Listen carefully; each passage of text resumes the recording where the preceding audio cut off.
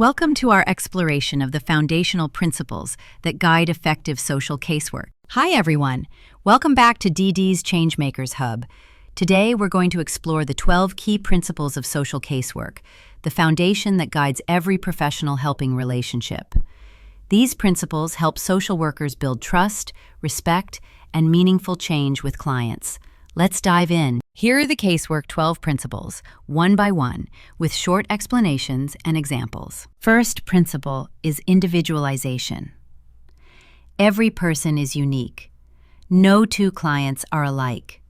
A social worker respects the client's individuality and avoids generalizing or comparing them with others. Example: two people with similar problems may need completely different support strategies. Next principle is purposeful expression of feelings. Clients are encouraged to express their feelings openly. The worker listens without judgment. Example: letting a client cry, vent, or share fears during counseling. Next principle is controlled emotional involvement. The social worker shows empathy but remains professionally balanced. They care but don't become personally overwhelmed. Example: supporting a grieving client without becoming emotionally drained. Next principle is acceptance. Every client is accepted without conditions, regardless of their behavior, background, or beliefs.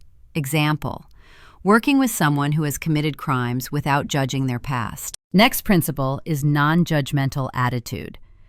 The social worker avoids labeling or criticizing the client's choices.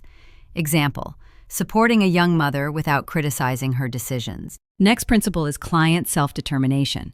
Clients have the right to make their own decisions. The worker guides but doesn't control. Example: a client chooses whether to take a job offer, not the worker. Next principle is confidentiality. Client information is kept private, except in situations involving harm or legal obligation. Example: a caseworker does not share personal details unless required by law. Next principle is worker self-awareness. The worker must be aware of their own biases, feelings, and limitations. Example: a social worker reflects before reacting to a client's political views. Next principle is client participation. Clients are active partners in the helping process, not passive recipients. Example: planning the intervention steps together with the client. Next principle is accessible resources. The worker helps clients access the right resources, services, and referrals. Example: connecting a homeless client with housing and employment support. Next principle is genuine relationship. Trust, honesty, and authenticity form the core of the client-social worker relationship.